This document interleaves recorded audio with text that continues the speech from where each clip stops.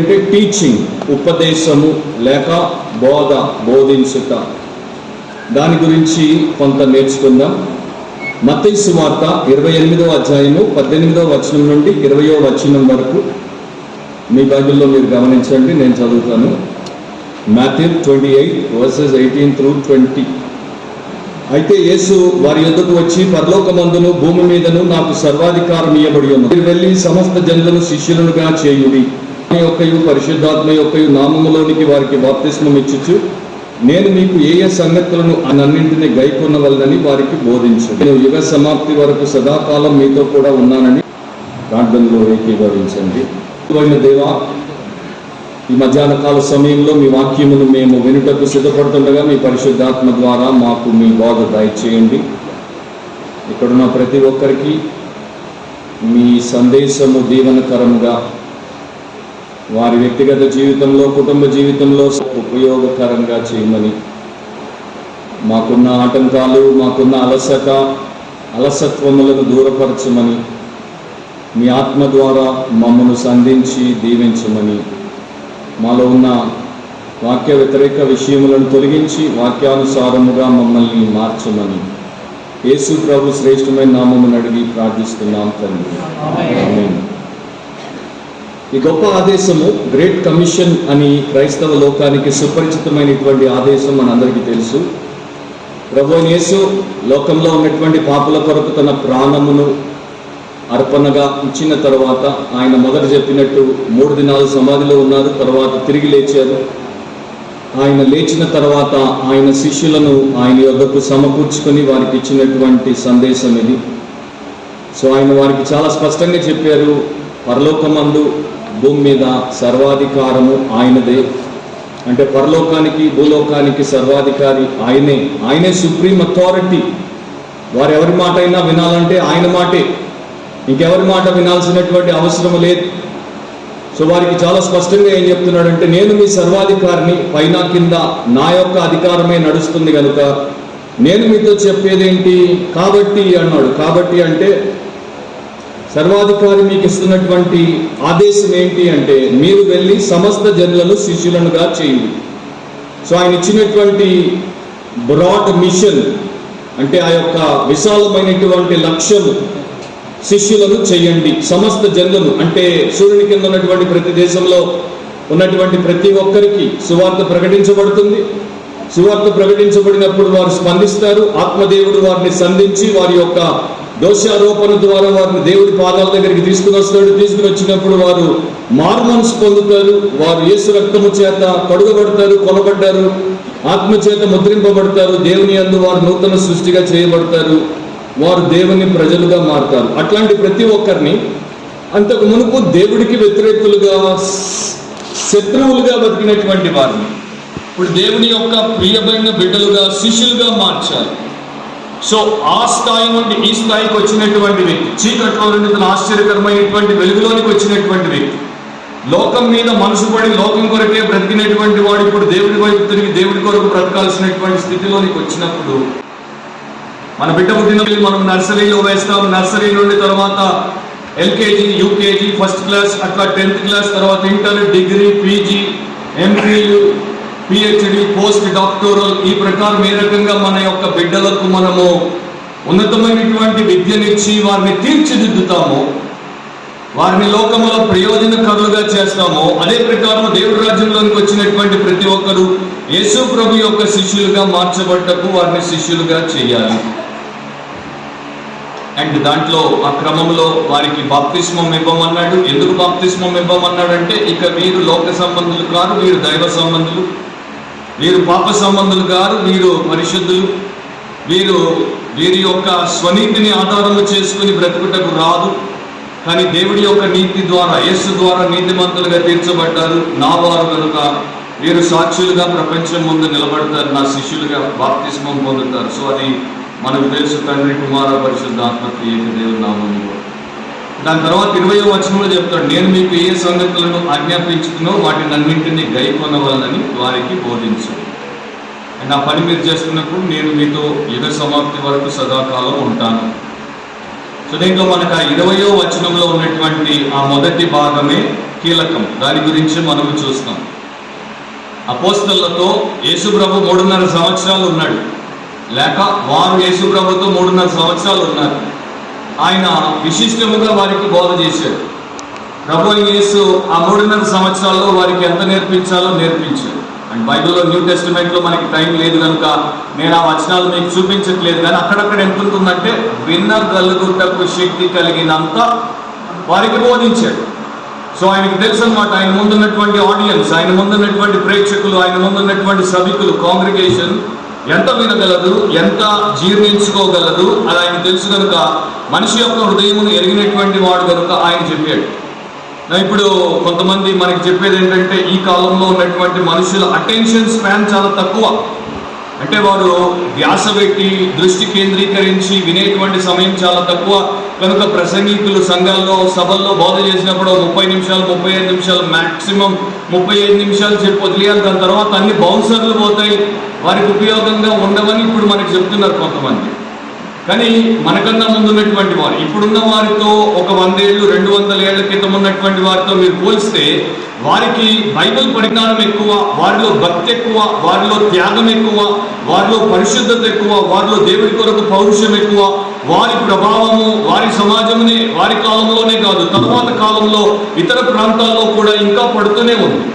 So నాకు అనిపించింది, వీరు చెప్పేది కరెక్టా లేక వారు చేసింది కరెక్టా?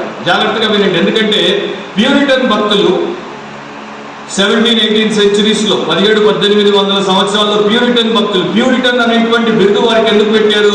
వారు పవిత్రతను అంతగా ప్రేమించేవారు. దేవుడి వాక్యంలో దేవుడి పరిశుద్ధుడు, మీరు కూడా పరిశుద్ధులై ఉండాలి, అది వారికి పునాది పాఠముగా మారిపోయింది. పవిత్రతను అంత ప్రేమించారు, వాక్యంలోనికి వారు వెళ్ళిపోయారు. సో ఆ ప్రకారం వారు వాక్యాన్ని తోడి తీసేవారు, వారు దాన్ని వాడేవారు, ఇతరులకు బోధించేవారు. కనీసం 2.5 గంటలు ఉండేది ప్రసంగం, 2.5 గంటలు ప్రతి వారం. జస్ట్ ఇమాజిన్ చేయండి. అంటే అప్పుడు జనాలకు ఇంకో పనే లేదు, స్మార్ట్ ఫోన్ లేదు, టెలివిజన్ లేదు, న్యూస్ పేపర్లు కూడా చాలా అరుదు, ఎందుకంటే ప్రింటింగ్ కూడా తక్కువ. సో టైం ఎక్కువ ఉండేది కనుక 2.5 గంటలు బోధ వినేవారు, బాగా బతికేవాళ్ళు. కానీ ఇప్పుడు మనకి చూడండి, అటెన్షన్ స్పాన్ 35 నిమిషాలు అంటున్నారు. కానీ ఇప్పటికి కూడా మీరు, నాకు ఇంకా అర్థం కాదు ఏంటంటే, 2.5 గంటల సేపు అటెన్షన్తో సినిమా ఎట్లా చూస్తారో అర్థం కాదు. అది డబ్బు పెట్టి ఆ డైలాగ్ ఏది మిస్ గారు మళ్ళీ ఇంటికి వచ్చి అందరికి చెప్తుంటారు. So there is something wrong. Yesuprabhu 3 దినాలు బోధించాడు వరుసగా కదా, కొండ మీద ప్రసంగం 3 days. ఆయనకు తెలియదు అటెన్షన్ స్పాన్ విరిదింతే అని. మరి ఈ రోజంతా మనకి మీటింగ్ పెట్టారు, నిన్న పెట్టారు, ఈ రోజు పెట్టారు, రేపు పెడుతున్నారు, ఎల్లుండి పెడుతున్నారు, మధ్య మధ్యలో బ్రేక్లు ఇస్తున్నారు, మీకు బ్రేక్ అయిపోకుండా. సో దేవుడి యొక్క వాక్యము నేర్చుకున్న ధన్యత తర్వాత ఇది మనకి లభించదు. ఇట్లాంటి సభలు కూడా తగ్గిపోతాయి. అండ్ ఇక్కడ యేసు బోధించినటువంటి సంగతులు, ముఖ్యంగా వారికి ఏమేమి నేర్పించాడో, ఆజ్ఞాపించాడో వాటిని వారు ఇతరులకు పాస్ ఆన్ చేయాలి, ఇతరులకు వారు నేర్పించాలి, బోధించాలి. అండ్ బోధించినప్పుడు ఈ విషయాలు, దైవిక విషయాలు ఇతరులకు వీరు బోధించినప్పుడు వీటిని గైకొనమని బోధించాలి. ఇంపార్టేషన్ అంటాం, అంటే నాకున్న జ్ఞానాన్ని నేను ఇతరులకు పంచుతాను. జ్ఞానమును పంచినప్పుడు, సమాచారమును తెలియజేసినప్పుడు వారిని నేను జస్ట్ ఎడ్యుకేషన్ కొరకు, అంటే వారికి నేను ఈ యొక్క పాఠము చెప్పాలి, ఈ లెసన్ వారికి నేను తెలియజేయాలి అనేది ఒకటి. స్కూల్స్లో మనకు ఇప్పుడు ఉన్నటువంటి సిస్టమ్ ఏంటంటే ఇంపార్టేషన్ ఆఫ్ ఇన్ఫర్మేషన్. నాకున్న సమాచారమును వారికి నేను ఇవ్వాలి.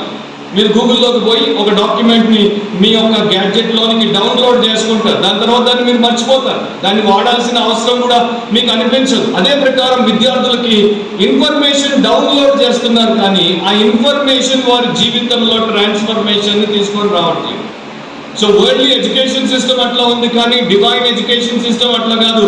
యేసుప్రభు ఏమంటున్నాడు? నేను మీకు ఏ ఏ సంగతులను ఆజ్ఞాపించుతున్నో వాటిని వారు గైకొనవలనని వారికి బోధించారు. సో మీ బోధ ఎట్లా ఉండాలంటే అది టీచింగ్ కమ్ ట్రైనింగ్. మీరు ఒక సత్యము నేర్పిస్తారు, తర్వాత ఆ సత్యమును వారు ఎట్లా అమలు చేయాలో వారికి తర్ఫీదునిస్తారు. ఇది మనకి దేవుడిచ్చినటువంటి ధన్యత. కానీ ఇంత ఈ రోజుల్లో చాలామంది చేయట్లేదు. ఎన్నో చర్చెస్లో ఈ టైప్ ఆఫ్ మినిస్ట్రీ కరువు అయిపోయింది. సంఘాలు ఏమైపోయాయి అంటే ఒక రకమైనటువంటి సోషల్ క్లబ్ లాగా మారిపోయాయి. ఆదివారం వస్తారు, కొన్ని పాటలు పాడతారు, కొన్ని ప్రార్థనలు చేస్తారు, కానుకలు వేస్తారు, ప్రతి వారం బల్ల ఉంటే బల్లలో పాలు పొందుతారు, తర్వాత సహవాసం చేస్తారు, కాసేపు ఆయన ప్రసంగం చేస్తాడు, తర్వాత వెళ్ళిపోతారు. అట్లా కాదు.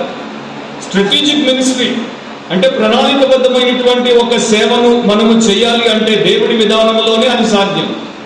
మనం అనుకున్నటువంటి రీతిలో మనం దేవుడి సేవను చేయలేము. మనిషి ఎప్పుడు తన టర్మ్స్ని బట్టి దేవుడి దగ్గరికి రావడం, తన టర్మ్స్ని బట్టి దేవుడి సేవ చేయడం, అది దేవుడు మెచ్చడు, ఒప్పుకోడు.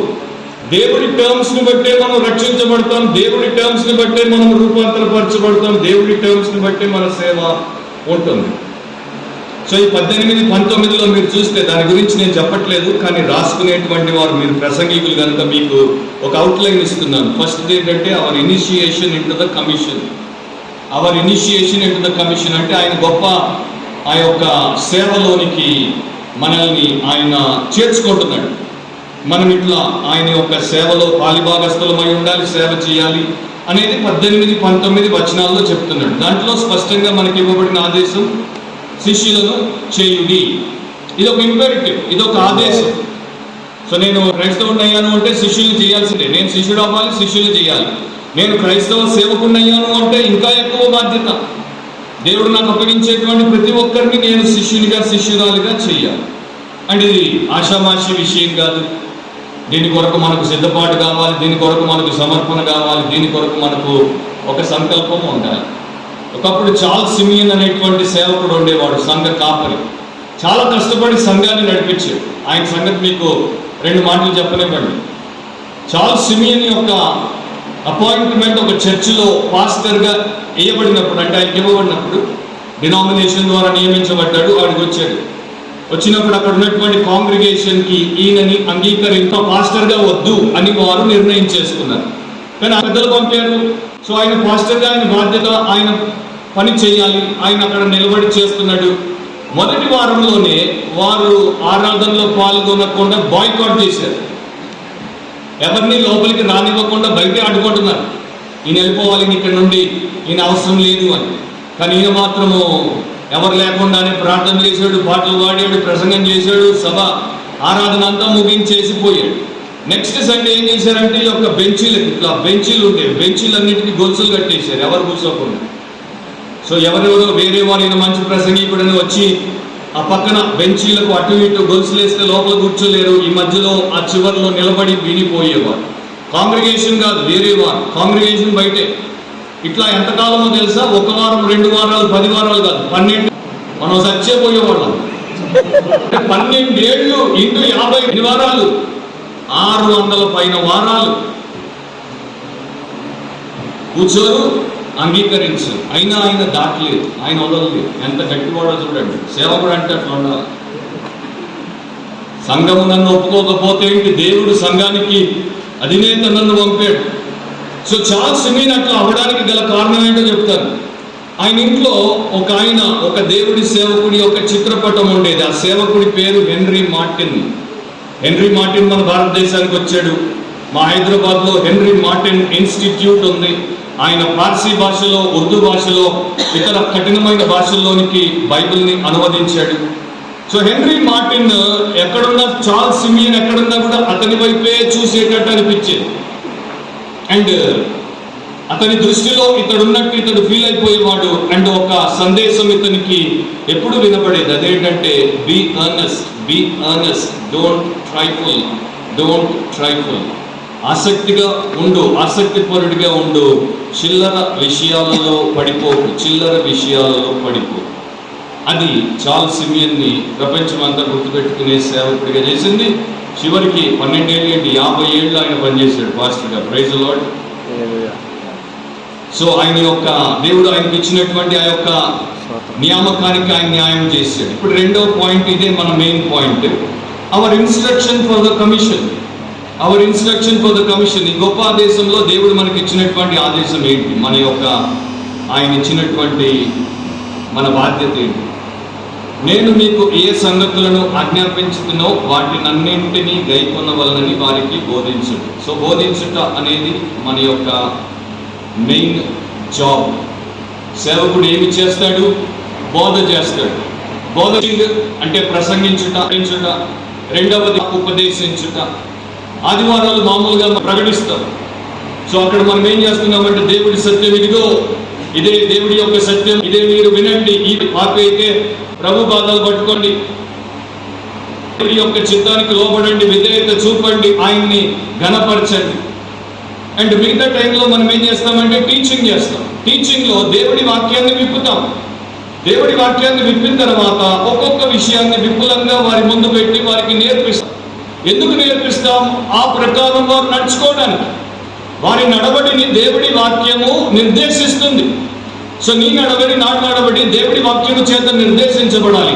ఏ పాస్టర్ ఇట్లాంటి ఉపదేశకుడు అవుతాడు, ఏ పాస్టర్ ఇట్లాంటి బోధకుడు అవుతాడంటే ఏ పాస్టర్ మొదట దేవుడికి ఆ ప్రకారము తను తాను అప్పగించుకుంటాడు. ఎవడైతే చెవి గలవానిగా ఉండి ఆత్మ సంగములతో చెప్పు మాటలు వింటాడో, గైకొంటాడో, అలాంటి వ్యక్తి వాటిని ఇతరులకు అదే ప్రకారము నేర్పించే విషయంలో నిష్ణ కలిగిన వాడిగా, లేకపోతే నిష్ట కలిగినటువంటి వాడిగా ఉంటాడు.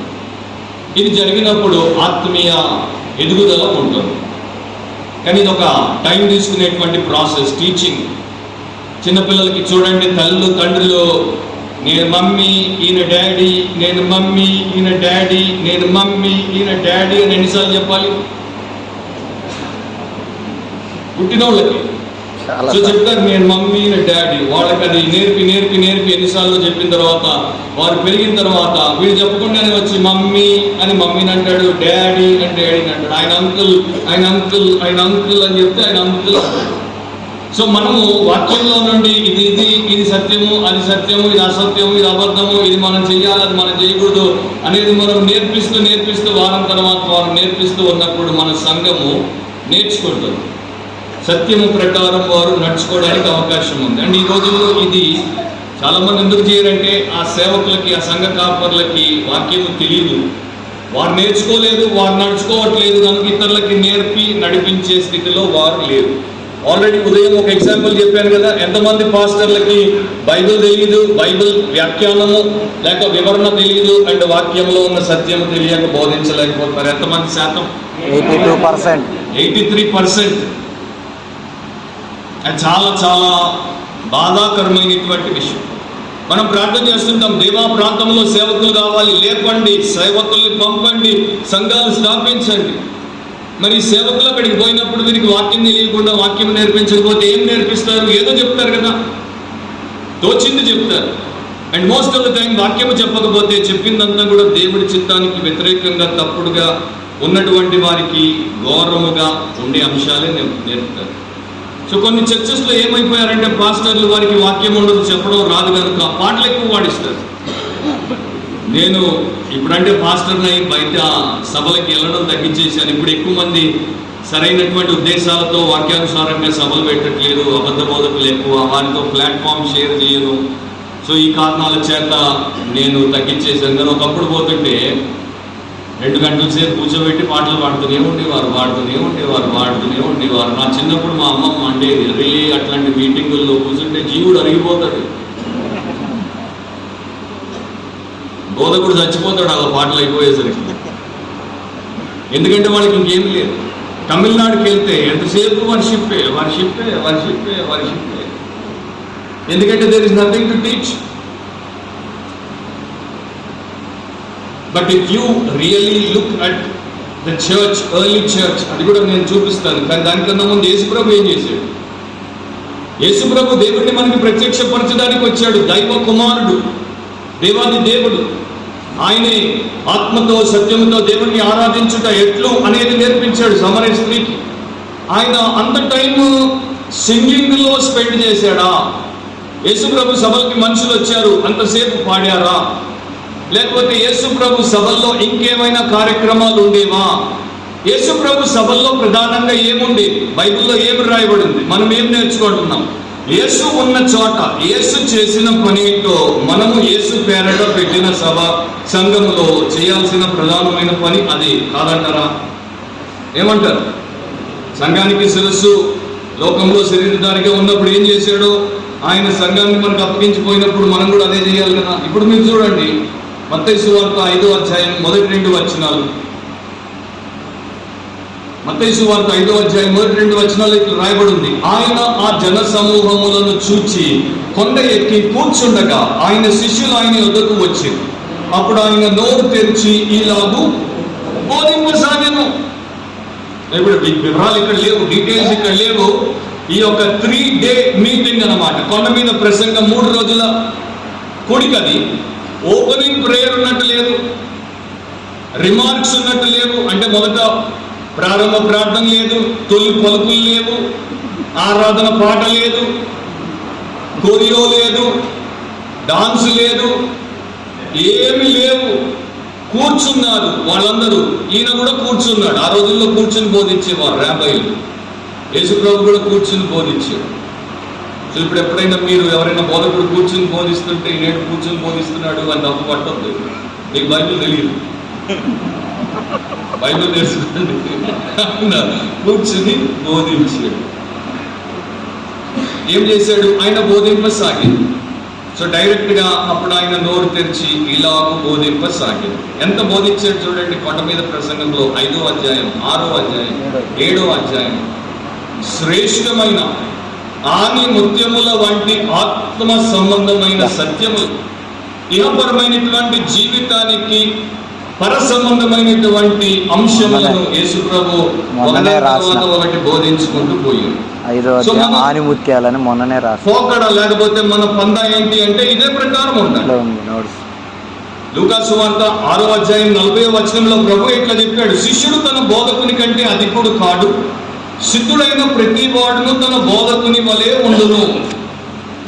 సో శిష్యుడు తన బోధకుని కంటే గొప్పోడు కాదు. అండ్ సిద్ధుడు అంటే ప్రిపేర్ గా ఉన్నవాడు తన బోధకుని వలె ఉంటాడు. సో దేవుడి యొక్క సేవకులు ఈ ప్రకారం ఉండాలి. వారికి ఇవ్వబడినటువంటి సమయమును దేవుడి సత్యమును బోధించుటకు వినియోగించుకోవాలి. సో దీంట్లో నేను 2 విషయాలు మీకు నా టైంలో నేను చెప్పి ముగిస్తాను. మొదటిది, the shepherd's must do the teaching. The shepherd's must do the teaching. మనం సంఘము, సేవకులు, సంఘ కాపర్లు వారికి ఇవ్వబడిన బాధ్యత గురించి ఇక్కడ ఈ యొక్క సేవకుల సదస్సులో నేర్చుకుంటున్నాం. సో సేవకులు బోధ చేస్తారు, వారు బోధ చేయాలి. సేవకుల గురించి కూడా దేవుడి వాక్యంలో చాలా చక్కగా మనకి దేవుడు నేర్పించాడు. ఏది కూడా మనకి తెలపకుండా ఉంచలేదు. మనల్ని దేవుడు చీకట్లో పెట్టలేదు. ఎందుకంటే దేవుడు వెలుగై ఉన్నాడు. ఆయన దగ్గరికి వచ్చిన ప్రతి ఒక్కడు వెలిగింపబడి వెలుగులోనే వాడు నడిపించబడతాడు. 1 తిమోతి 3వ అధ్యాయం 2వ వచనంలో ఇట్లా రాయబడి ఉంది, అధ్యక్షుడగు వాడు అంటే సంఘ పెద్ద, లేకపోతే సంఘానికి కాపరిగా ఉండే వ్యక్తి, అతనికి ఉండాల్సినటువంటి అర్హతల గురించి దేవుడి వాక్యం చెప్తూ అక్కడ ఒక మాట రాయబడి ఉంది, అధ్యక్షుడగు వాడు బోధింప తగిన వాడునై ఉండి. సో అధ్యక్షుడు ఏబుల్ టు టీచ్. నేను చర్చ్ పాస్టర్ని అంటే నీకు ఉండాల్సినటువంటి మోస్ట్ ఇంపార్టెంట్ క్వాలిఫికేషన్ ఏంటంటే you should be a good Bible teacher. You should have the ability to teach the scripture. లేఖనములను దేవుని ఎదుట యోగ్యునిగా, సిగ్గుపడనక్కర్లేని పనివానిగా, సత్యవాక్యమును సరిగా ఉపదేశించువానిగా నీవు కనపరుచుకునేటువంటి వ్యక్తిగా ఉండాలి. అక్కడ ఎన్నో అర్హతలు ఉన్నాయి అధ్యక్షులకి, సేవకులకి, కాపర్లకు ఉండాల్సినవి. దాంట్లో నైపుణ్యతకు సంబంధించిన ఒకే ఒక అంశం ఏంటి అంటే బోధించుటకు సామర్థ్యము. Skilled in teaching. Teacher training అనేది మనకి లోకంలో కనబడుతుంది. వాళ్ళు బిఎడ్ చేస్తారు, ఎంఎడ్ చేస్తారు, తర్వాత వారికి టీచర్ ట్రైనింగ్ ఇస్తారు. ఇట్లా టీచర్స్ విద్యార్థులకు నేర్పిస్తారు అని. సో దేవుడి సేవకుడికి ఉన్నటువంటి ఒకే ఒక గొప్ప నైపుణ్యత ఏంటంటే అతడు బోధింప తగిన వాడునై ఉండాలి. 1 తిమోతి 5వ అధ్యాయం 17వ వచనంలో దాని గురించి దేవుడు మరలా రాస్తాడు. అండ్ ఎవరిని మనము గౌరవించాలి, ఎవరిని మనము రెట్టింపు సన్మానమునకు పాత్రులుగా ఎంచాలి అనేది చెప్పినప్పుడు ఇట్లా చెప్పాడు, బాగుగా పాలన చేయు పెద్దలను. పాలన చేయు పెద్దలు అంటే వీరు రూలింగ్ ఎల్డర్స్ అన్నమాట. అడ్మినిస్ట్రేషన్ వీరి భాగం. విశేషముగా వాక్యమందును ఉపదేశమందును ప్రయాసపడు వారిని. రూలింగ్ ఎల్డర్స్ కన్నా ఆయన ఎవరికి ఇంపార్టెన్స్ ఇస్తున్నాడు? టీచింగ్ ఎల్డర్స్కి ఇంపార్టెన్స్ ఇస్తున్నాడు. రెట్టింపు సన్మానమునకు పాత్రలుగా ఎంచవలెను. ఇప్పుడు నేను ఎన్నో చర్చెస్కి వెళ్ళాను, డినామినేషన్స్కి వెళ్ళాను. ఒక చర్చిలో ఒక డినామినేషన్లో కమిటీ ఉంటుంది, ఒక సింగిల్ పాస్టర్ ఉంటాడు. ఇంకో దగ్గర కమిటీ ఉండదు, అందరు ఎల్డర్స్ ఉంటారు. ఇంకో చోట బిషప్ ఉంటాడు, తర్వాత వేరు వేరు వ్యవస్థలు ఉంటాయి. అండ్ ఇక్కడ దేవుడి వాక్యం ఏం చెప్తుందంటే ఇవన్నీ ఒకవైపు పెట్టండి. ఎవరు దాంట్లో వాక్యమందు ప్రయాసపడతారో, ఉపదేశము చేస్తారో వారు రెట్టింపు సన్మానానికి పాత్రులు. సో మరి సంఘానికి సేవకుడిగా దేవుడి చేత నియమించబడేటువంటి నీవు బోధిస్తున్నావా? నీ సంఘానికి ప్రతి నిత్యము ఉపదేశము చేస్తున్నావా? ఆ బోధించే సామర్థ్యమును నీవు కలిగి ఉన్నావా? మనకి Q&A పెట్టారు. Q&Aలో కూర్చుని మీ ప్రశ్నలకు జవాబులు ఇచ్చేవారు మీకన్నా ఎక్కువ ఎరిగినటువంటి వారు అని మీరు అనుకోకూడదు. Yes or no? హలో, ఉన్నారా? ఓన్లీ థింగ్ ఏంటంటే వారికి ఆధిక్యత ఇవ్వబడింది ఈ టైంలో, రేపు మీకు ఇవ్వబడుతుంది. కాకపోతే Q&Aలో కూర్చున్నోడు ప్రార్థన చేస్తుంటాడు, దేవా ఏం అడుగుతారో నాకెంత తెలుసో నీకు తెలుసు. ఇప్పుడు నాకు పైన ఇవ్వబడకపోతే నేను నోరు తెరిచే స్థితిలో లేను. సో అది అందరికీ ఉండే సమస్య. ఎందుకంటే మనందరికీ అన్నీ తెలియదు. కానీ మనం ఏం చేయాలంటే, నేను బోధకుడిని అంటే రోజు నేర్చుకుంటూ ఉండాలి. రోజు బోధ ఏమిటి, బోధలో ఉన్న సంగతులు ఏమిటి తెలుసుకుంటూ నేర్చుకుంటూ ఉండాలి. నేను 99లో నేను నా భార్య సింగపూర్లో ఉండేవాళ్ళం. 99లో అంటే 25 ఏళ్ల క్రితం. సో సింగపూర్ అప్పుడే ఇంకొక కొత్త డైరెక్షన్లో డెవలప్మెంట్లోకి వెళ్ళాలని ఒక కొత్త మిషన్ని మొదలుపెట్టారు. సో ప్రతి చోట మీరు ఎక్కడ చూసినా కూడా సింగపూర్ అంతా కూడా ఒక పదం కనపడేది. అదేంటంటే అప్గ్రేడ్. అప్గ్రేడ్. విద్యార్థులారా అప్గ్రేడ్ అవ్వండి, ఉద్యోగులారా అప్గ్రేడ్ అవ్వండి, గృహిణులారా అప్గ్రేడ్ అవ్వండి, ప్రభుత్వ అధికారులారా అప్గ్రేడ్ అవ్వండి, బోధకులారా అప్గ్రేడ్ అవ్వండి. ప్రతినిత్యం ఎవరు అప్గ్రేడ్ చేసుకుంటుంటారో తెలుసా? లాయర్లు, డాక్టర్లు, చార్టర్డ్ అకౌంటెంట్లు అండ్ పోలీసు వాళ్ళు, బోధకులు. ఎందుకంటే వీళ్ళకి ఎప్పుడు ఏమి లా వచ్చింది, ఏమి మార్పు వచ్చింది ఆ పుస్తకం చూసే చేయాలి.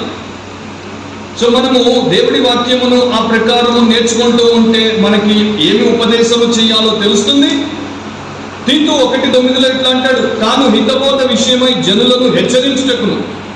సేవకుడు సంఘ కాపరి హితబోధ అంటే ఆరోగ్యకరమైన బోధ, సౌండ్ టీచింగ్, సౌండ్ డాక్ట్రిన్ విషయంలో జనులను హెచ్చరించేవాడిగా, ఎదురాడు వారి మాట ఖండించుటకు శక్తి గలవాడగినట్లు ఉపదేశమును అనుసరించి నమ్మదగిన బోధను గట్టిగా చేపట్టుకున్న వాడై ఉండవలెను. సో నేను నా కాంగ్రిగేషన్కి దేవుడి వాక్యమును ఉపదేశించుటే కాకుండా తప్పుగా మాట్లాడే వారిని ఖండించుట, వేరుగా చెప్పేటువంటి వారికి అది తప్పని చెప్పి దేవుడి వాక్యం ఈ ప్రకారం నేర్పిస్తోందని వారిని సరిదిద్దుక అండ్ ఈ విషయాలు చేయడానికి శక్తిని కలిగి ఉండుట, అది దేవుడి యొక్క చిత్తమని బైబిల్ చెప్తోంది. 2వ తిమోతి 2:26 ఇట్లా ఉంది, ప్రభు యొక్క దాసుడు అట్టి వారిని సాత్వికముతో శిక్షించచ్చు, జగడమాడక అందరి ఎడల సాధువుగాను బోధింప సమర్థుడుగాను. ప్రభు యొక్క దాసుడు బోధింప సమర్థుడుగా, కీడును సహించువాడుగా ఉండవలెను. సో ప్రభు యొక్క దాసుడికి యొక్క సామర్థ్యం ఎట్లా వస్తుంది? ఎజ్రా చేసిన పని చేస్తే వస్తుంది. ఎజ్రా ఏం చేశాడో మీకు తెలిసే ఉండాలి. ఎజ్రా గ్రంథం 7:10 ఎజ్రా యెహోవా ధర్మశాస్త్రమును పరిశోధించి దాని చొప్పున నడుచుకొనుటకును, ఇశ్రాయేలీయులకు దాని కట్టడలను విధులను నేర్పుటకును దృఢ నిశ్చయము చేసుకొనెను. సో ఎజ్రా దేవుడి వాక్యాన్ని ప్రేమించాడు, దాన్ని అహర్నిశలు పరిశోధించాడు, దాని ప్రకారం జీవించాడు, అదే ఇతరులకు నేర్పించాలని దృఢ నిశ్చయం చేసుకున్నాడు. నేనే బైబిల్ కాలేజీకి వెళ్ళలేదు. నేను హిందువుగా పుట్టాను, హిందువుగా తిరిగాను. 90లో రక్షించబడ్డాను. ఇప్పటికి 34 ఏళ్ళు అయింది. 97లో హాంకాంగ్లో ఉండేటప్పుడు నాకు ఒక ఆఫర్ వచ్చింది, మూడీ బైబిల్ కాలేజ్ షికాగోలో. దాన్ని ఇప్పుడు మూడీ బైబిల్ ఇన్స్టిట్యూట్ అంటారు. నాకు ఒకరు అప్లికేషన్ తెచ్చి ఇది నింపి నువ్వు అక్కడికి పోతే నేను స్పాన్సర్ చేస్తాను అన్నారు. ఆ టైంలోనే 4,70,000 3 ఏళ్ళు పోవాలి. నేను ప్రార్థన చేశాను, ప్రభా వీళ్ళు మంచి పని చేస్తున్నారు, గొప్ప హృదయంతో నన్ను పంపుతానంటున్నారు, కానీ నేను పోవాలా? అప్పటికే నాకు భార్య. సో 3 ఏళ్ళు అక్కడికి పోయి నువ్వు చేయాల్సిన అవసరం లేదు అన్న నడిపింపు దేవుడు నాకు ఇచ్చాడు. స్పాన్సర్ ఉన్నాడు రెడీగా, అమెరికా పోవచ్చు, అక్కడే ఉండిపోవచ్చు, ఇండియా కాకుండా, కానీ నేను పోలేదు. సో నేను అన్నాను, అంటే 2 రకాలు ఉంటారు మనుషులు, నేను గొప్ప అని చెప్పట్లేదు, కానీ చెప్పేదంటే వినండి. ఒకడు కాలేజీకి వెళ్తేనే నేర్చుకుంటాడు, ఒకడు యేసు కాళ్ళ దగ్గర కూర్చొని నేర్చుకుంటాడు. 2 టైపులు ఉంటారు. అంటే ఒకడికి ఇంకొకడు పైన ఉంటేనే నేర్చుకుంటాడు, ఒకడికి పైన ఉన్న ఆయన ఉంటే చాలు నేర్చుకుంటాడు. నేను 2వ టైప్. నాకు డిసిప్లిన్ ఎక్కువ, చిన్నప్పటి నుండి పంక్చువాలిటీ పాటిస్తాను, అండ్ డిసిప్లిన్ నాకు చాలా ఇష్టము.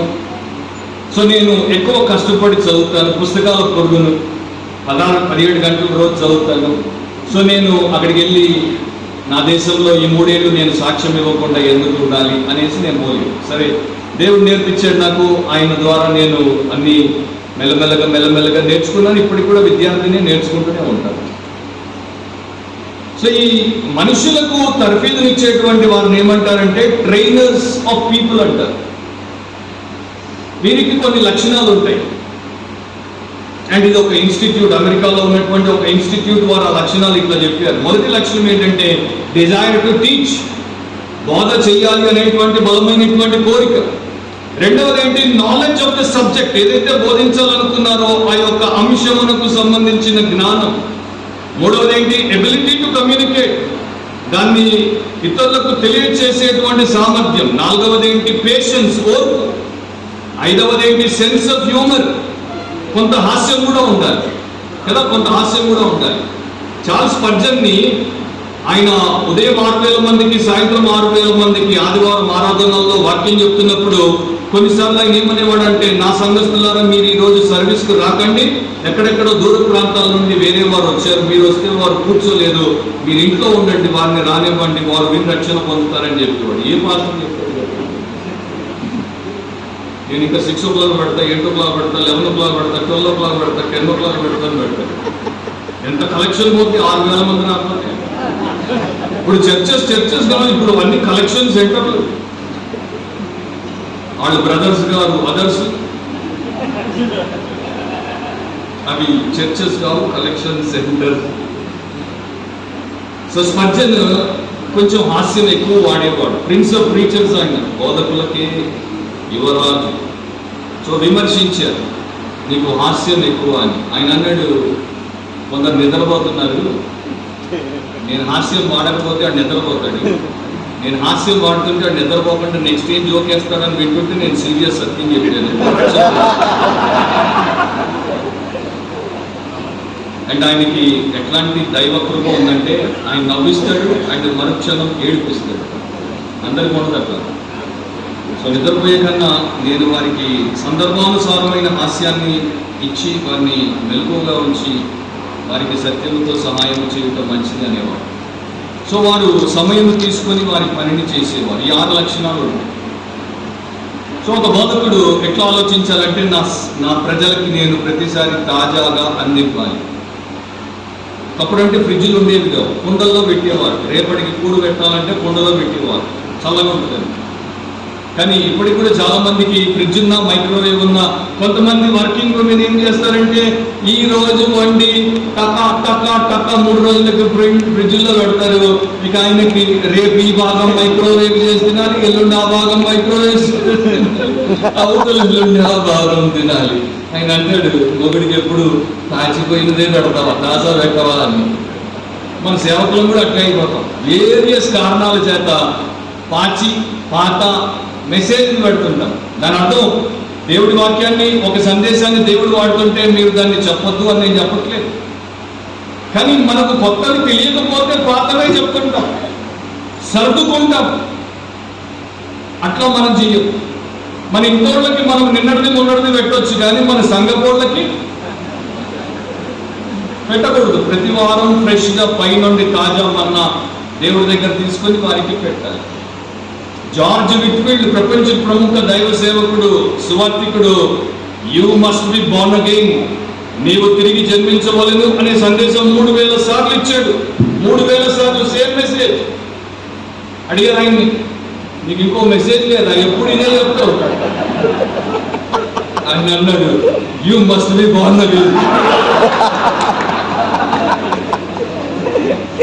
సో నేను ఆ టైప్ సేవకుల గురించి అనట్లేదు. మీరు జార్జ్ వైట్ఫీల్డ్ మెసేజ్ చూడండి, ఏంటో ఉంటుంది గని, ఆత్మీయ సంపద ఎంత ఉంటుంది. లేక కాదు, నేను చెప్పేది ఏంటంటే మనం లేక నిన్నటిది మొన్నటిది పెడుతుంటాం, అట్లా పెట్టద్దు.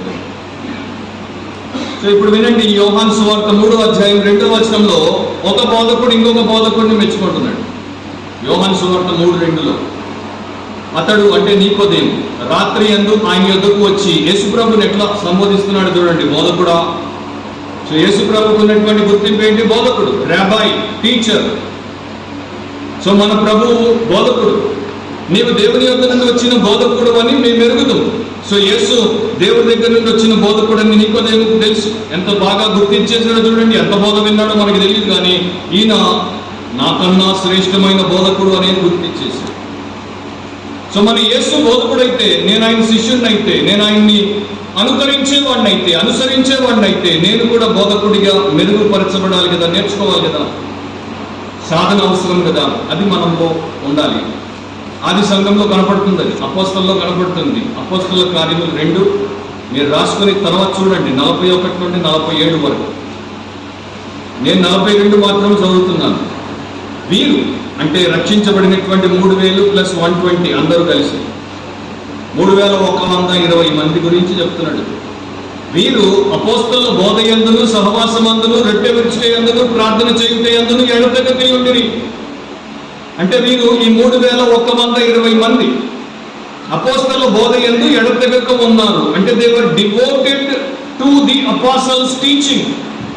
అపోస్తలులు అంత శ్రేష్టముగా బోధ చేశారు. అందుకనే ఆది సంఘము అంతగా ప్రబలింది, దేవుడి వాక్యము అంతగా అనేకులకు మారుమోగింది. మరలా 5వ అధ్యాయం 42 అపోస్తలుల కార్యముల్లోనే ప్రతిదినము దేవాలయములోను ఇంటింటను మానక బోధించుచు యేసే క్రీస్తుని ప్రకటించుచుండిరి. సో వారికి ఎక్కడ అవకాశం దొరికితే అక్కడ వారు బోధ చేసేవారు. అండ్ ఈ రోజుల్లో సంఘాల్లో, సభల్లో, టెలివిజన్లో, యూట్యూబ్లో, ఫేస్బుక్లో, ఇన్స్టాగ్రామ్లో, షార్ట్స్లో, ప్రతి చోట లేనిది బోధ, బైబిల్ బోధ, ఆరోగ్యకరమైన బోధ, సత్య ప్రత్యక్షతతో ఉన్న బోధ. ఒకసారి మీరు ఎఫెసీ పత్రిక 4వ అధ్యాయం చెప్పండి.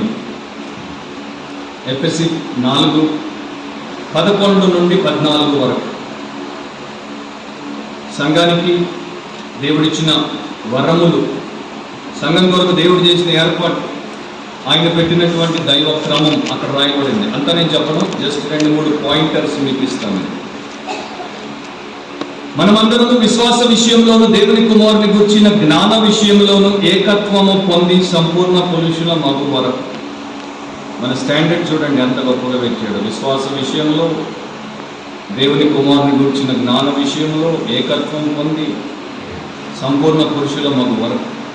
అనగా ఆ సంపూర్ణత ఏది, దేనికి, ఎవరికి ఆయన సమానంగా చూపిస్తున్నాడు. క్రీస్తునకు కలిగిన సంపూర్ణతకు సమానమైన సంపూర్ణత కలవారమగు వరకు ఆయన ఇలాగూ నియమించారు. పరిశుద్ధులు సంపూర్ణులగునట్లు క్రీస్తు శరీరము క్షేమాభివృద్ధి చెందుటకును పరిచర్య ధర్మము జరుగుటకును ఆయన కొందరిని అపోస్తలులను గాను, కొందరిని ప్రవక్తలను గాను, కొందరిని సువార్తికులను గాను, కొందరిని కాపరులను గాను, ఉపదేశకులను గాను నియమించారు. ఇప్పుడు చివరిలో వచ్చిన 2 పదాలు కాపర్లు, ఉపదేశకులు. బైబిల్ పండితులు కాపర్లు, ఉపదేశకులు, పాస్టర్, టీచర్ అని కలిపి తీసుకుంటారు, ఒకే వ్యక్తి అంటారు. మిగతా వారు పాస్టర్స్, టీచర్స్ డిఫరెంట్ అని అంటారు. ఇప్పుడు అది మన సబ్జెక్ట్ కాదు. కానీ pastor must know how to teach. దేవుడి సేవకుడు ఎలా బోధించాలో ఎరిగిన వాడై ఉండాలి. సో అక్కడ అపోస్తలులైనటువంటి పౌలు ఆ భాగంలో ఏం చెప్తున్నాడు? దేవుడు మనకి ఇచ్చినటువంటి లక్ష్యం ఏంటో, మనము చేయాల్సినటువంటి కార్యం ఏంటో, వచ్చేటువంటి ఫలితాలు ఏంటో దాంట్లో చాలా స్పష్టంగా చెప్పాడు. 14లో మీరు చూస్తే, అందువలన మనం ఇక మీదట పసిపిల్లలమై ఉండి మనుషుల మాయోపాయముల చేత వంచనతోనూ తప్పు మార్గమునకు లాగు కుయుక్తితోనూ గాలికి కొట్టుకొని పోవునట్లు కల్పింపబడిన ప్రతి ఉపదేశమునకు ఇటు అటు కొట్టుల చేత ఎగురబట్టబడిన వారమైనట్లుండక. మీరు బోధ చేయలేదనుకోండి, సంఘాల్లో విశ్వాసులు పసిపిల్లలుగానే ఉంటారు. మీ ఇంట్లో బిడ్డలకి టీచింగ్ ఇవ్వకుండా, స్కూల్కి పంపకుండా 15 ఏళ్ళు అట్లాగే పెట్టండి, వాళ్ళకి ఏమి తెలియదు, పసిపిల్లలకి. చర్చెస్లో అట్లాగే ఉన్నారు ఈ రోజున. క్రీస్తునందు మీరు పసిబిడ్డలే అనాల్సి వస్తుంది. అట్లా ఉండడమే కాదు, వారికి సత్యబోధ ఇవ్వబడలేదు, నేర్పబడలేదు కనుక, ఉపదేశము లేకుండా వారు అట్లా సంఘాల్లో గాలి కొట్టుకుని పోతున్నట్టు ఉన్నారు కనుక మనుషుల మాయోపాయముల చేత వంచబడతారు. చాలా ఈజీగా తప్పు మార్గంలోనికి లాగబడతారు. కుయుక్తికి వారు బలైపోతారు. గాలి కొట్టుకుని పోతూనే ఉంటారు. ఎందుకంటే కల్పింపబడిన ప్రతి ఉపదేశానికి అటు ఇటు వారు కొట్టుకుని ఆళ్ళ చేత ఎగరగొట్టబడతారు. అండ్ ఈ రోజున ప్రపంచంలో మనకు వినబడేటువంటి ప్రతి ఉపదేశం పరలోకం నుండి వచ్చే ఉపదేశంగా, మోసగాళ్ళ, నయవంచకుల, సాతాను సంబంధుల ఉపదేశాలు ఎక్కువ. సో ఈ పరిస్థితి మన సంఘంలో ఉండదు. మన సంఘంలో ఉన్నటువంటి ప్రతి ఒక్కరూ ఆత్మీయ స్థితిలో ఎదిగే వారిగా, ఆత్మ జ్ఞానం గలవారిగా, ఆత్మ వివేచన గలవారిగా, సత్యము అసత్యం మధ్యలో, దైవికము అనైతికత మధ్యలో, పర సంబంధమైన ఇహ సంబంధమైనటువంటి వాటి మధ్యలో విచక్షణ జ్ఞానం గలవారిగా ఉండాలంటే వారికి ఉపదేశం అవసరం. The best thing that a pastor can do to his church is to teach the truth on a regular basis. సంఘానికి ఒక సేవకుడు చేసేటువంటి క్షేమం ఏంటంటే క్రమం తప్పకుండా సంఘానికి సత్యాన్ని ఉపదేశించడం, బోధించడం. ఒకప్పుడు భక్తులు అనేవారు టీచర్. ఆ రోజుల్లో వారి యొక్క ఊర్లలో రైళ్లు పోతుంటే గ్యాంగ్ మెన్ అంటాం మనం ఇప్పుడు. ఆయన వచ్చి ఇట్లా ఇట్లా అంటాడు, స్విచ్లు ఇట్లా దాన్ని తిప్పితే పట్టాలు అటు ఇటు పోతాయి, ఈ రైలు దీంట్లో పోవాలి, ఆ రైలు దాంట్లో పోవాలి. ఆయన కరెక్ట్గా చేస్తే రైలు గమ్యానికి పోద్ది, ఆయన ఏమైనా తప్పు చేస్తే రైలు అటుపోయి యాక్సిడెంట్ గురైతే అందరూ చచ్చిపోతారు. సో మన టీచింగ్ కూడా అట్లా ఉండకపోతే, సరిగ్గా ఉంటే అందరూ డెస్టినేషన్కి పోతారు, సరిగ్గా లేకపోతే ఎంతో మంది నాశనం అయిపోతారు. చర్చకు వస్తారు, నీ ముందు కూర్చుంటారు, కానీ నువ్వు చేసేది బోధ కాదు కనుక, ఉపదేశం కాదు కనుక వారు మోసపోతారు. సో పౌలు బర్నబాలు ఇతర విశ్వాసులు ఎట్లా చేశారు చాలా రాయబడింది. మీరు అది న్యూ టెస్టమెంట్ జాగ్రత్తగా పఠించి నేర్చుకోండి. నేను జస్ట్ ఒక 2-3 వచనాలు చెప్తాను. అపోస్తలుల కార్యములు 15వ అధ్యాయం 35వ వచనంలో ఇట్లా ఉంది: అయితే పౌలును బర్నబాయు అంతియొక్కయలో నిలిచి ఇంకా అనేకులతో కూడా ప్రభు వాక్యము బోధించుచు ప్రకటించుచు నుండిరి. సో పౌలు, బర్నబా, ఇంకా కొంతమంది, వారందరూ ప్రభు వాక్యం బోధిస్తూ ప్రకటిస్తూ ఉన్నారు. ఆ టైంలో వీరికి న్యూ టెస్టిమెంట్, ఓల్డ్ టెస్టిమెంట్ అంతా కంప్లీటెడ్గా ఇట్లా మనకి ఇవ్వబడినటువంటి బైబిల్గా కూడా లేదు. అప్పుడే పత్రికలు రాయబడుతున్నాయి, అప్పుడే వారు వాటిని క్రోడీకరిస్తున్నారు, అప్పుడే వాటిని వారు జత చేస్తున్నారు. వారికి ఉన్న కొంతలో నుండి వారు ఎంత సేవ చేశారు, మనకున్న ఎంతలో మనం ఎంత సేవ చేస్తున్నాం, దీంట్లో ఎంత టీచింగ్ ఉంది, మన ద్వారా మన ప్రజలు ఎంత మేలు పొందొచ్చు, ఎంత మెరుగుపడవచ్చు, ఎంత నాణ్యమైనటువంటి ఆత్మీయ జీవితంలోనికి వారిని మనం తీసుకొని రావచ్చు. ఎప్పుడైనా మీరు ఆలోచించారా? ఒక వ్యక్తిత్వం అనేవారు, I teach to touch their future. నేను ఎందుకు నేర్పుతానంటే వారి భవిష్యత్తును నేను తాకడానికి. ఈరోజు నేను నేర్పేది రేపు వారికి భవిష్యత్తు ఇస్తుంది. ఈరోజు నేను నేర్పేటువంటి వ్యక్తి ఒకడైనా, ముగ్గురైనా, 30 అయినా, 300 అయినా, 3000 అయినా, వారికి నీవు భవిష్యత్తును రచిస్తున్నావు. వారిని నీవు ఒక దిశానిర్దేశం చేసి పంపిస్తున్నావు.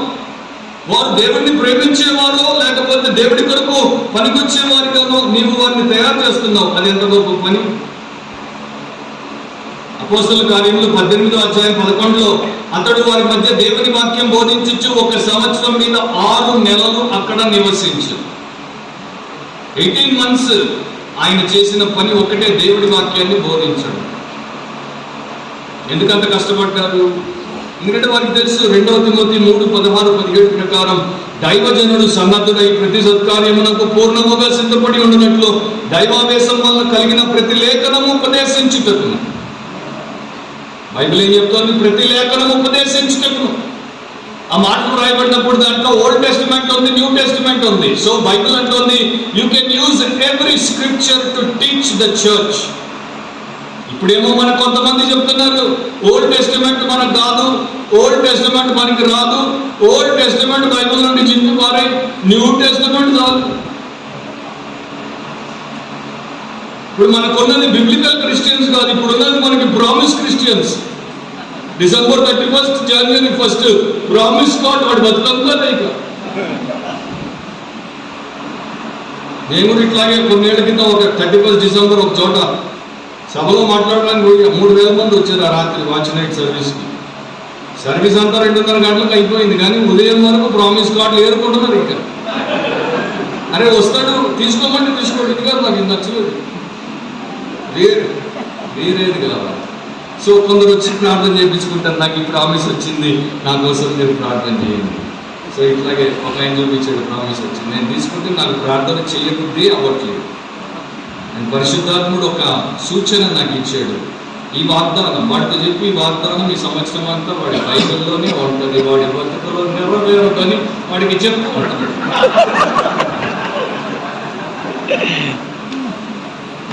దేవుడు మనల్ని ఇరుకులో పెడతాడు. సో ప్రతి లేఖనం ఉపదేశించడానికి, ఖండించడానికి, తప్పుదిద్దడానికి, నీతి యందు శిక్షణ చేయుటకు ప్రయోజనకరమై ఉన్నది. సో బైబిల్ని వాడితే, సరిగ్గా ఉపదేశంలో వాడితే అంతా మన సంఘాలను మనం పోషించుటే కాదు, పరిరక్షిస్తాం.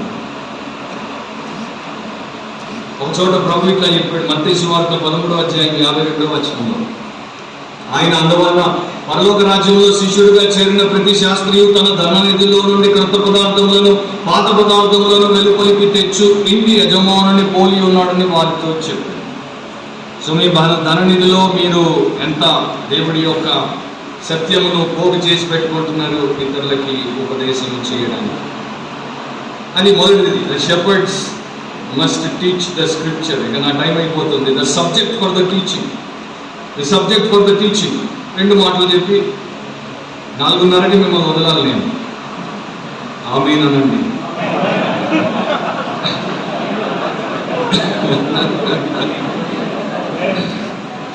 నేను మీకు ఏ సంగతులను ఆజ్ఞాపించుతున్నావో వాటినన్నింటినీ గైకొనవలనని వారికి బోధించు.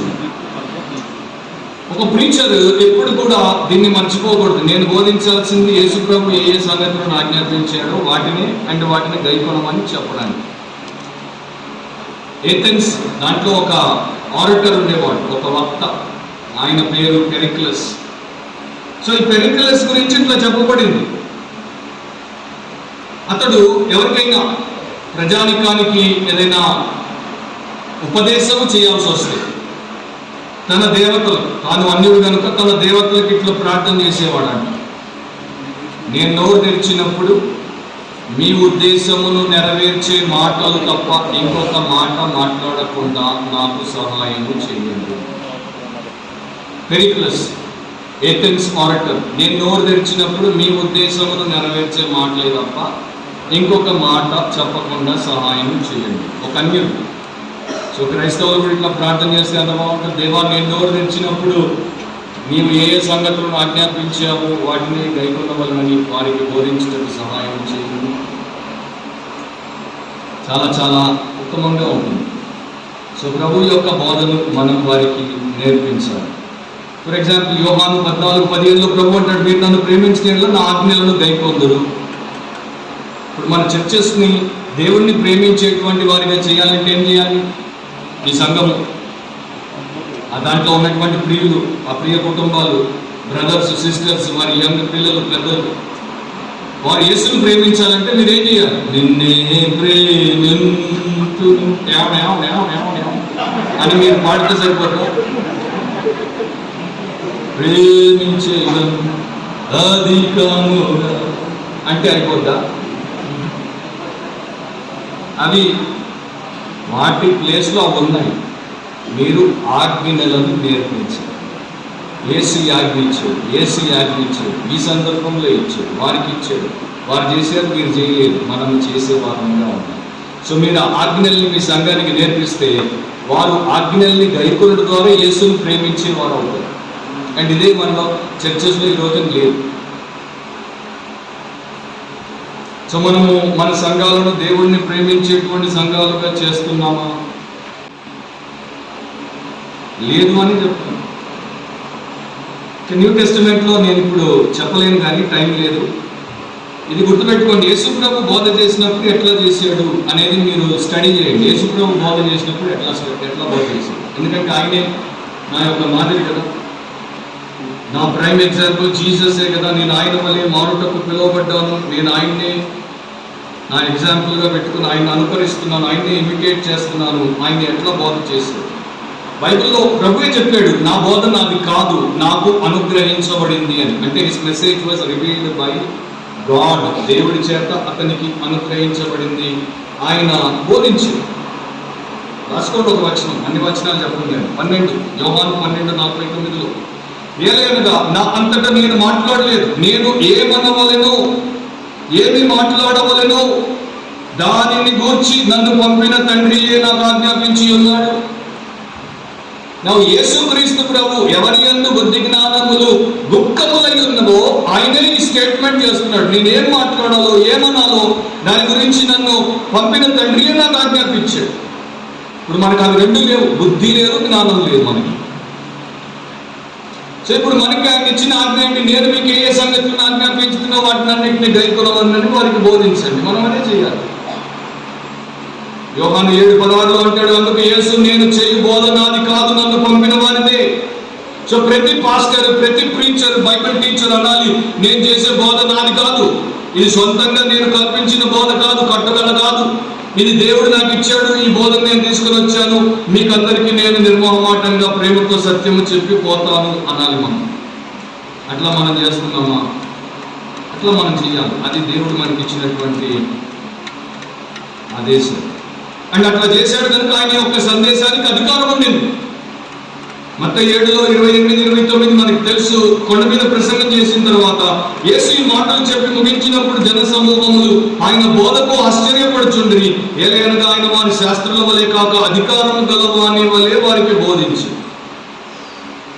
ఆయన వారి జీవితపు రూపురేఖల్ని చిత్రీకరించడమే కాదు, వారి యొక్క జీవితంలో ఉన్నటువంటి సమస్త విషయాలను బయట పెట్టేశారు. వాళ్ళు ఆయన బోధకు ఆశ్చర్యపోయారు. ఆయన అధికారాన్ని బట్టి వారు వెంటనే ఆయనకి ఆకర్షితులయ్యారు. సబ్జెక్ట్ ఉన్న వ్యక్తి చాలా అధికారంతో బోధిస్తాడు, సబ్జెక్ట్ లేని వాడు అది చేయలేడు. సో దేవుడి సేవకుడికి సబ్జెక్ట్ ఎప్పుడు ఉండాలి.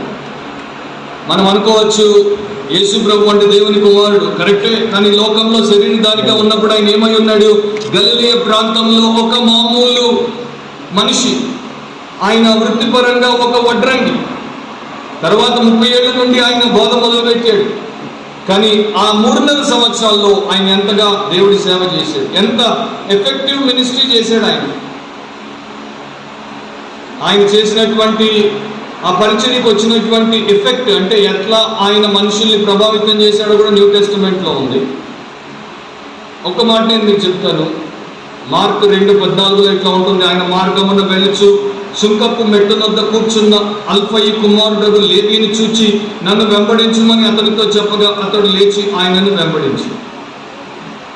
లేవి ఒక సుంకపు గుర్తుదారుడు, అంటే ఒక ట్యాక్స్ కలెక్టర్. అక్రమంగా సంపాదించుకుంటున్నాడు, బాగా 2 చేతులు సంపాదిస్తున్నాడు. కానీ యేసు వచ్చి నన్ను వెంబడించమని కానీ అంతా వదిలేసి వెళ్ళిపోయాడు.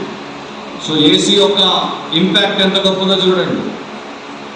సో గాడ్లీ టీచర్స్ యొక్క ఇంపాక్ట్ ఎంత గొప్పగా ఉంటుందో బైబిల్ మనకి తెలియజేస్తుంది. అండ్ ఇక పౌలు రాసినటువంటి పత్రికలు చదవండి. పౌలు టీచింగ్ గురించి చాలా సత్యాలు నేర్పిస్తాడు.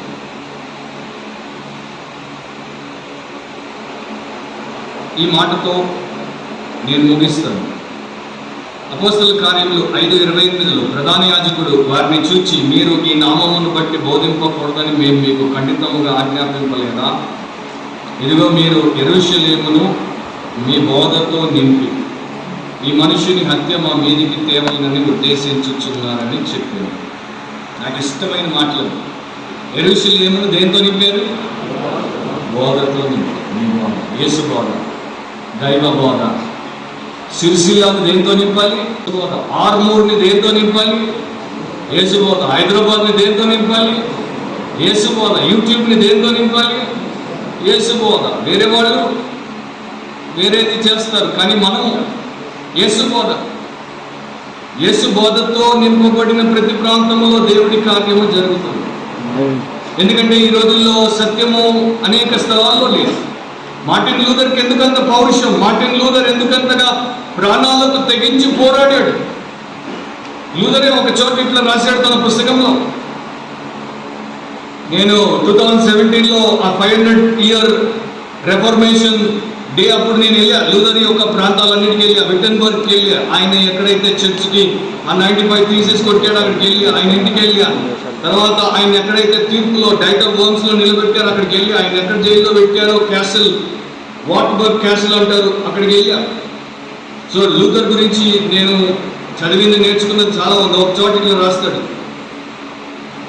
మన చుట్టూ ఉన్నటువంటి యొక్క విద్యా సంస్థలు, మన చుట్టూ ఉన్నటువంటి విశ్వవిద్యాలయాలు, వీటిని చూస్తే నాకు భయం వేస్తుంది. ఎందుకంటే ఇవన్నీ కూడా నరకానికి తీసుకుపోయే అతి పెద్ద వ్యవస్థలు. విశ్వవిద్యాలయాల గురించి చెప్తున్నాడు, ఇవన్నీ గేట్స్ ఆఫ్ హెల్, నరకానికి ద్వారాలు ఇవి.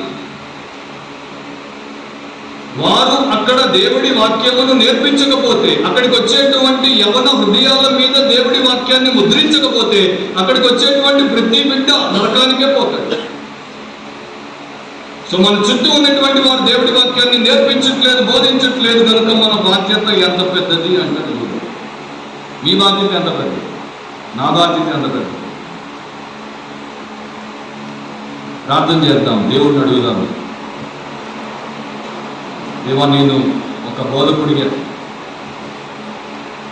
ఇంకొక మనిషికి నీ సత్యమును బోధించే నీ యొక్క విశ్వాసిగా, నా కుటుంబానికి నీ సత్యబోధ చేసేటువంటి ఒక కుటుంబ సభ్యునిగా, సభ్యురాలిగా, నా బిడ్డలకి నీ యొక్క బోధ చేసేటువంటి తండ్రిగా, తల్లిగా, నా సంఘములో తోటి విశ్వాసులకు బోధ చేసేటువంటి విశ్వాసిగా, ఒకరికొకరు బుద్ధి చెప్పుకోమని హెబ్రీ 3లో చెప్పబడినట్లు నేను నీ బోధ ద్వారానే బుద్ధి చెప్పగలను.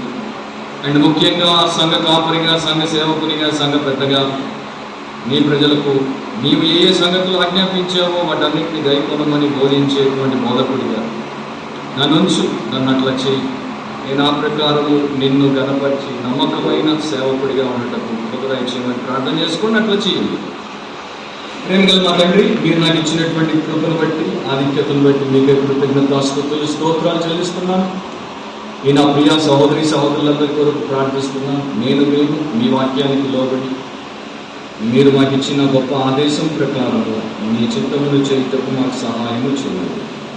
మాకు కావాల్సిన జ్ఞానాన్ని ఇవ్వండి, మాకు కావాల్సిన సామర్థ్యాన్ని ఇవ్వండి, మాకు కావాల్సిన అభిషేకాన్ని ఇవ్వండి, మాకు కావాల్సిన అవకాశాలు ఇవ్వండి. మా ద్వారా అనేకులు మీ నిత్య రాజ్యానికి చేర్చబట్టకు కృప దయచేయండి.